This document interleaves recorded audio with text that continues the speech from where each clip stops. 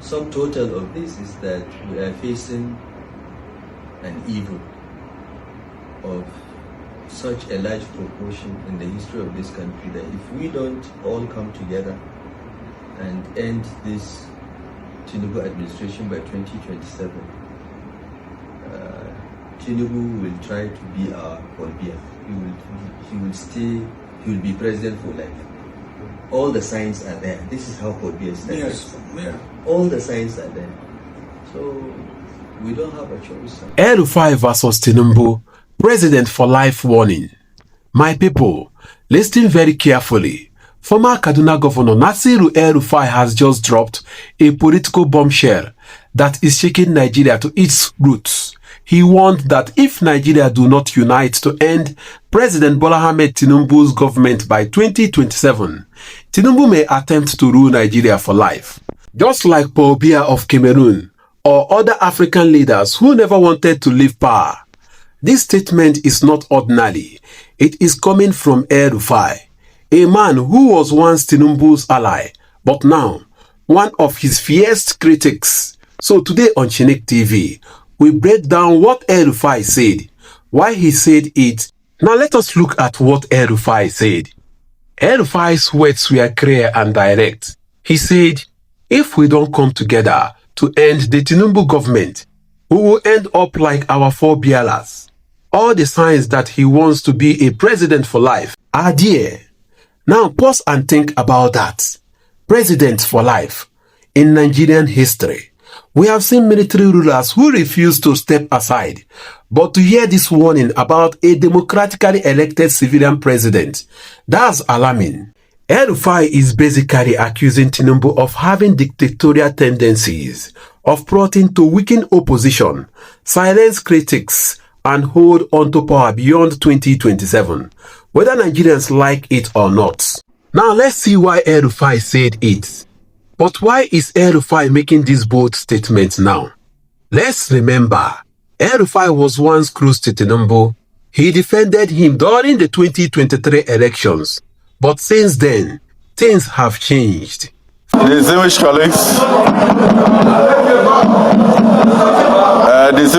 so I will want to plead with my brother to take a bow.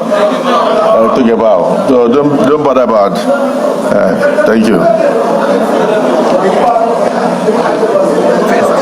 El-Rufai was denied a ministerial position in Tinubu's government after the Senate rejected his nomination.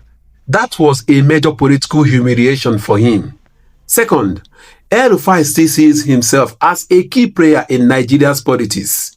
He is young compared to many of the older politicians, and he has presidential ambition. For him, calling out Tinubu as a president for life is not just about defending democracy. It is also about positioning himself as a leader of the opposition, a voice of resistance, and maybe even a future presidential candidate. Now let us see how Nigerians are reacting to this. Of course, Nigerians have reacted sharply. On social media, Nigerians are praising El-Rufai, saying, at least someone from the inside is exposing Tinubu's agenda. Others are more skeptical. They say El-Rufai himself was part of the system that brought Tinubu to power. So why is he crying foul now? Some see it as a pure political bitterness, nothing more. But whether you believe El-Rufai or not, his words have touched a low nerve. Nigerians are already frustrated with economic hardship, insecurity and corruption. The idea of Tinubu trying to stay beyond 2027 feels like adding insult to injury.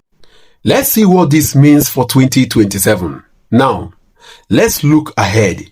If El-Rufai is this openly against Tinubu, what does it mean for the 2027 elections? First, it could mean a major division inside the ruling APC. El-Rufai still has influence in the north. If he breaks away, he could form or join a coalition with others, people like Atiku Abubakar, Peter Obi, or even former President Goodluck Jonathan. That kind of alliance would shake the political table. Second, Nigerians will be watching Tinubu's every move. Will he try to weaken the opposition? manipulate electoral laws, or use the state power to silence critics? If yes, El-Rufai's warning will begin to look more credible.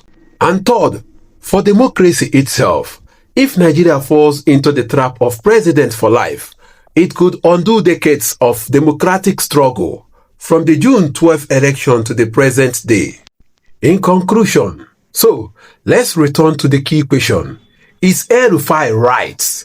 Does Tinubu truly want to be president for life? Or is this just another political fight between two powerful men? One thing is clear. Nigerian democracy is under pressure. Economic hardship, insecurity, and political divisions are already testing the system. Adding fear of dictatorship only makes things worse. My people, what do you think? Is El-Rufai telling the truth? Or is it simply politics? Do you see signs that Tinubu wants to hold onto power forever? Or is this just a strategy for 2027? Drop your thoughts in the comments below, and don't forget to subscribe to Chinick TV for more deep political analysis, because here we don't just report the news, we break it down for you. And honestly, Sandy, to me, it's a disgrace. I mean, for people to behave the way they are behaving. So it means that all the years of saying we are for democracy, we are Nigeria, it was all pretense, it was all fake. And all the claims that we are fighting for true federalism and so on, it's all fake again. Yeah, because this government is trying to centralize everything instead of devolving power to the lower levels. But the sum total of this is that we are facing an evil of such a large proportion in the history of this country that if we don't all come together and end this Tinubu administration by 2027, Tinubu will try to be our Paul Biya. He will be president for life. All the signs are there. This is how Paul Biya started. Yes, yeah. All the signs are there. So we don't have a choice. And you are our leader. You have done this fight. You have fought the military. You have experience in democratic governance. And when you and Obasanjo are in charge of this country, no one has been imprisoned because he has different political views. Absolutely not. Never, not once. Even President Buhari, with his military background, never did that. And here we are facing full-fledged civilians